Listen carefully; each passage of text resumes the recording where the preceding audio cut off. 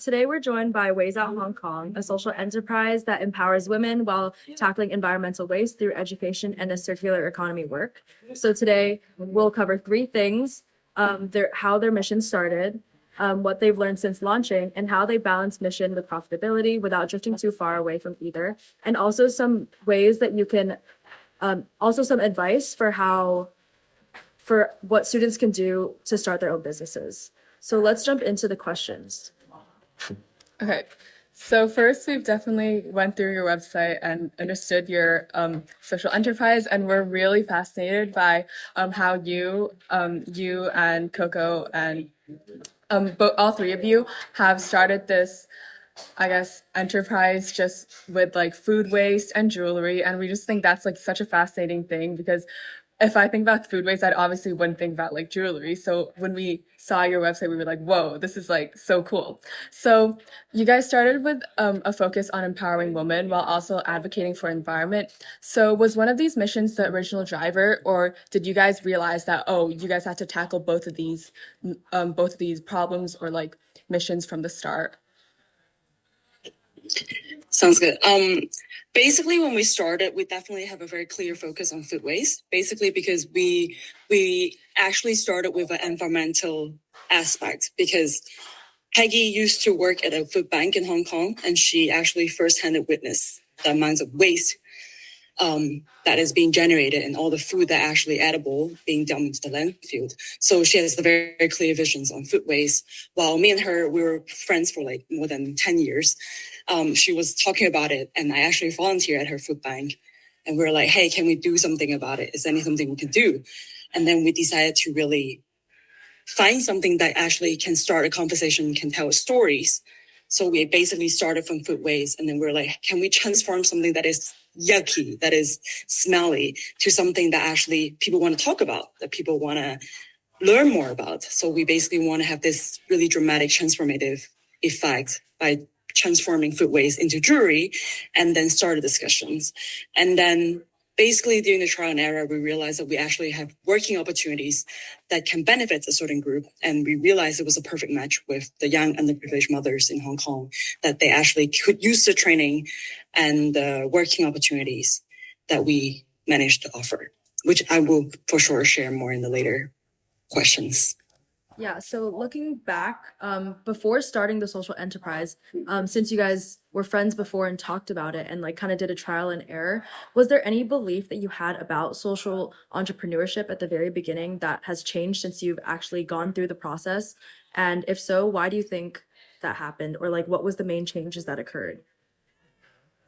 Well, I'll say that in the very beginning, we actually didn't really know too much about social entrepreneurship. We actually just started because we were signing up for a competition that talks about lean startup. So our angle was starting from lean startup. So you basically start a startup with nothings, right? Not a lot of resources.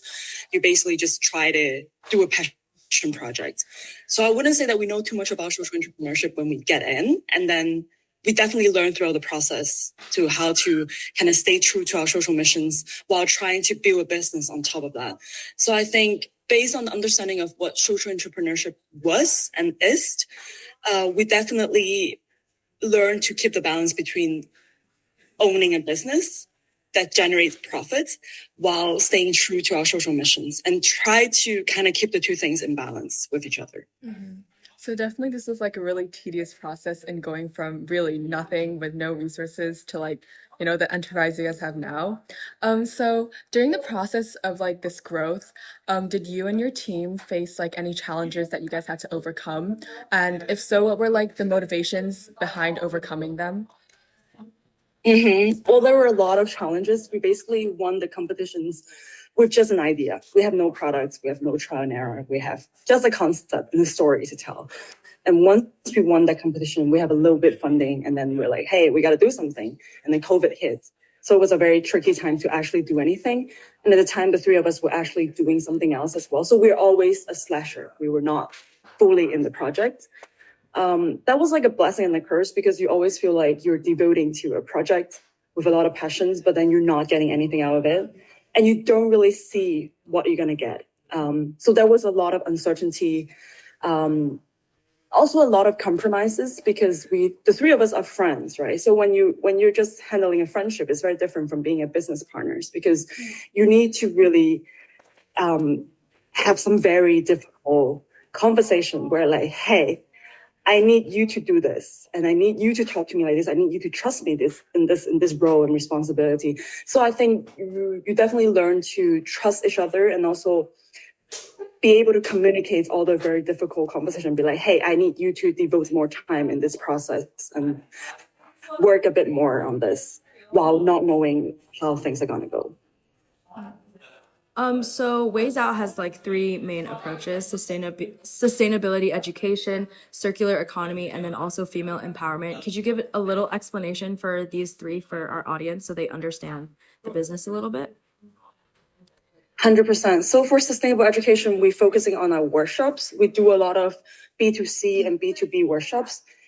Mostly, we're trying to use food waste as our conversation opening to talk about why there's so much food waste being dumped into landfill every day and why people are not talking about it, why people are not using the purple bin to upcycle their food waste, to really sort of break through the myth of food waste as just being waste and just dirty, yucky, to something that is resourceful, to something that is a resource to begin with. And once you see it as a resource, you will no longer see it as a waste.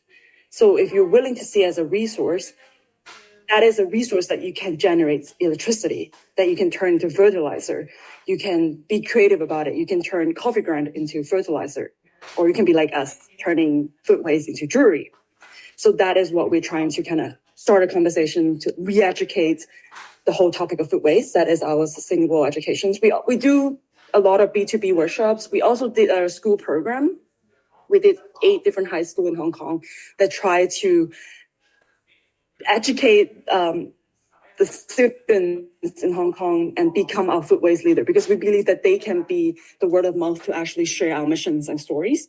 And for circular economy, we're trying to create a product that actually share the mission of circular economy, where things actually not just from the production side, you actually already thought about the circularities of an item and the product itself. So from the design perspective, we're trying to use materials that are sustainable and can be circular. So everything can be come back to kind of have this regenerative power where it's not just being wasted in the process, but something that's intentionally being produced by upcycling something that is wasteful to something that hopefully very long lasting.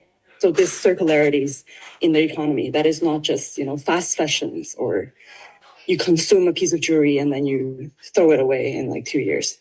And regarding to empowering women, we intentionally engage the young underprivileged mothers through 2 different local NGOs in Hong Kong.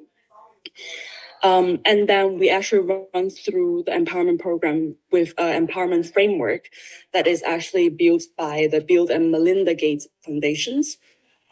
Long story short, the empowerment framework is talking about resources, agency, and institutional structures. So what we're trying to do is we try to increase the resources they have. So regarding to knowledge and skills, we try to give them on-site training program that they can develop soft skills and hard skills in the labor market. And then the time that they can devote to take care of their kids, but also developing their career development and have additional social capital, which is what we're trying to create a community, which these women will actually take care of each other, basically. They share the same struggles, but they also share each other's joy in the process. And then for agency, they will actually become our leaders in becoming our workshop facilitators to educate the corporates on sustainable educations. So we try to give them we try to increase the agency, and hopefully that will lead to a more institutional changes, which is regarding to family-friendly policy, how career developments can be changed for these young underprivileged mothers. So I guess that kind of cover our employment and also empowerment framework.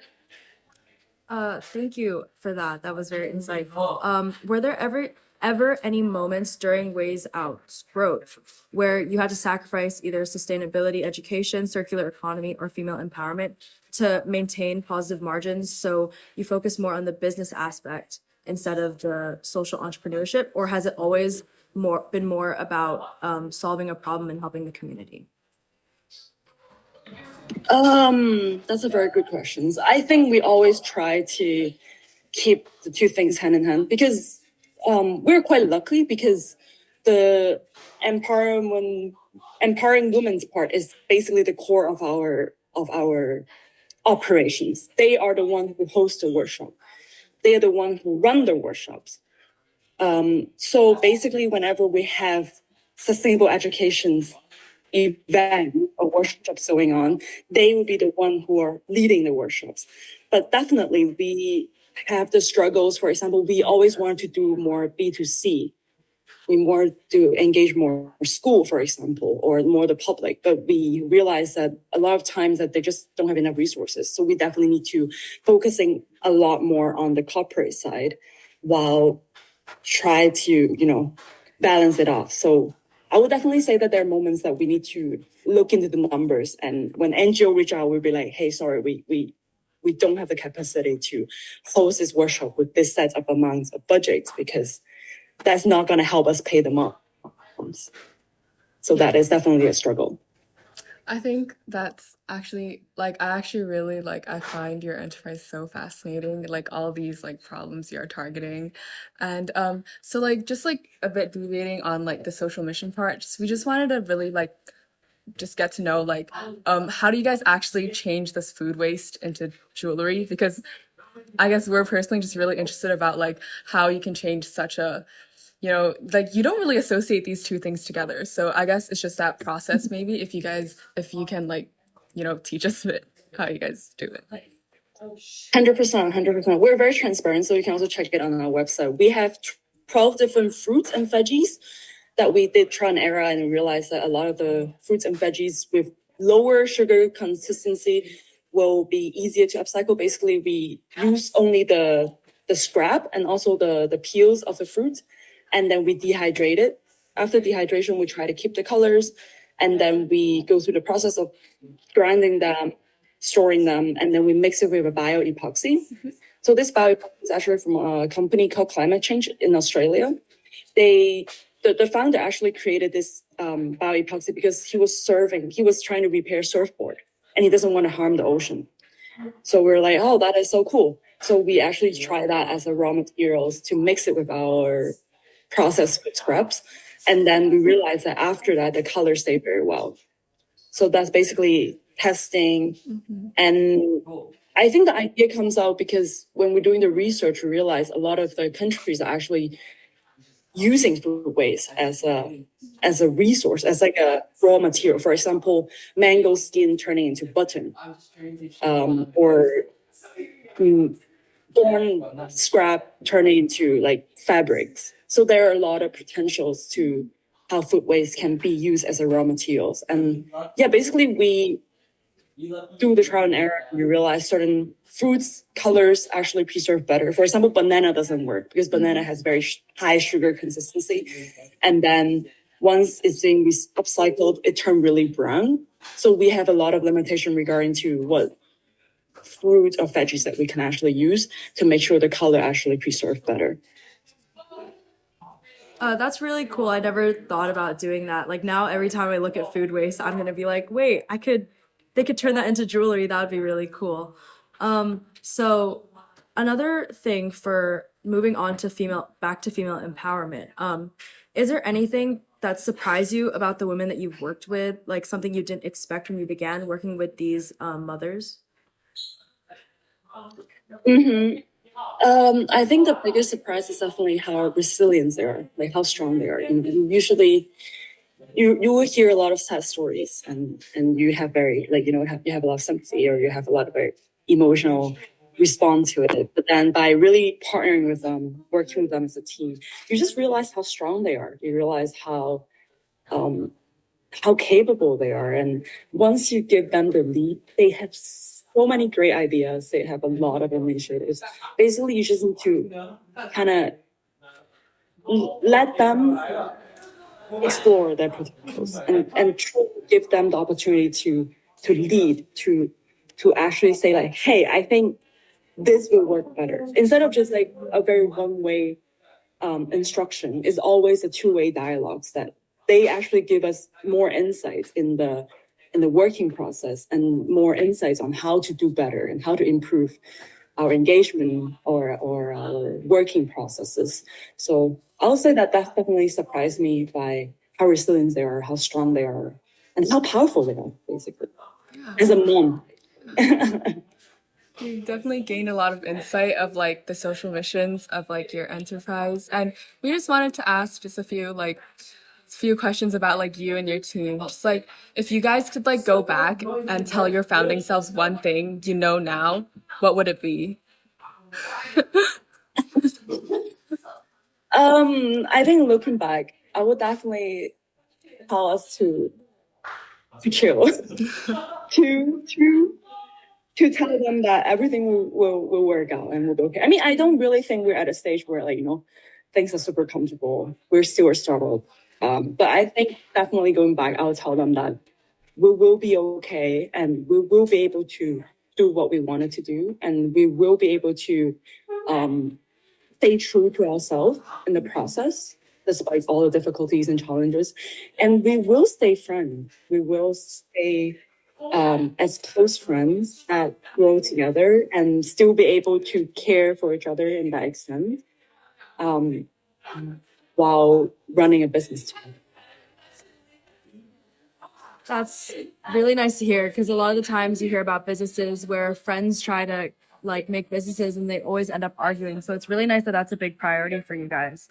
Um, since this is for students, is there any advice you would give to students who want to start small social impact projects or businesses, and what kind of concrete steps you would take to get there and start a business or any passion projects?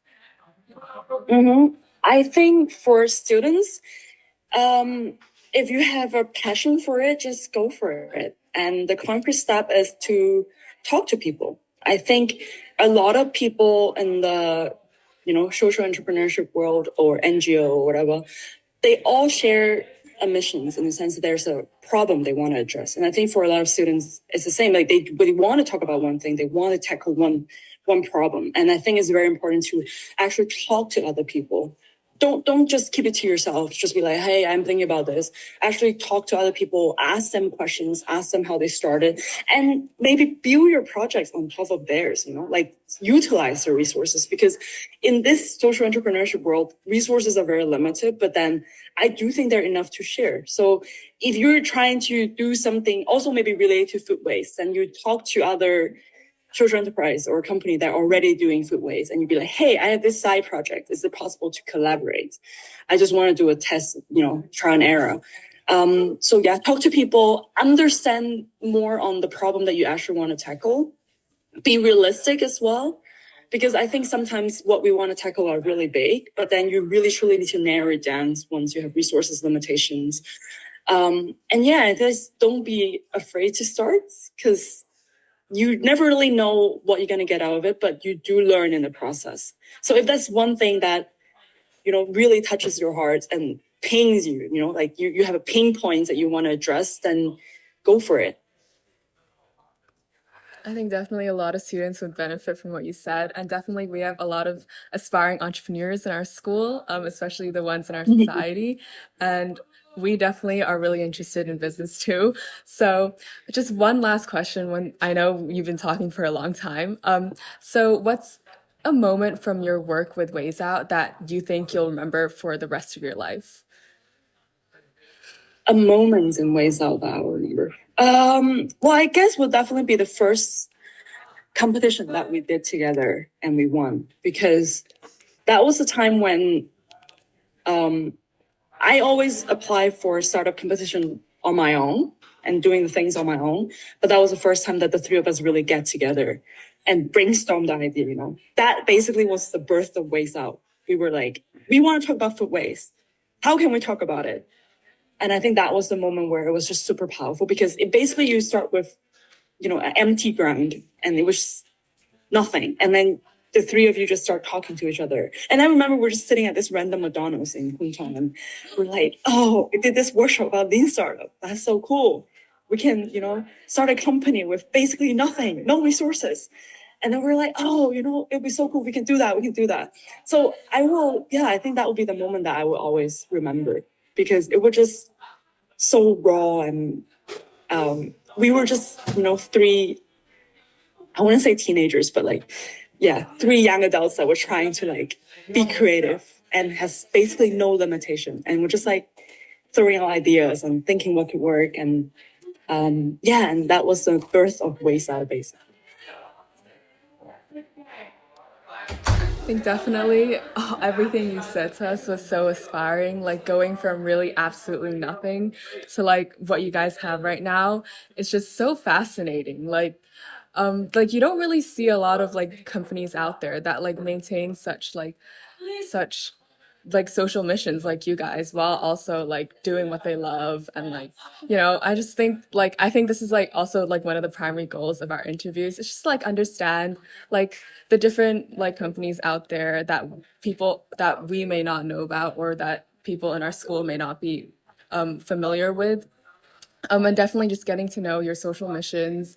And I think that's all we have for today. Yeah, this has been very insightful, hearing about how you guys went from ground zero, just three friends talking, all the way up to building such a successful business. I think it's really inspiring, and it will be very inspiring for students to hear about, especially because we're also coming from just ideas, and it's very inspiring to hear a success story, and it shows us that you can be successful even if it's just an idea, and you can do it in supporting a mission and supporting a community. So thank you very much for this interview.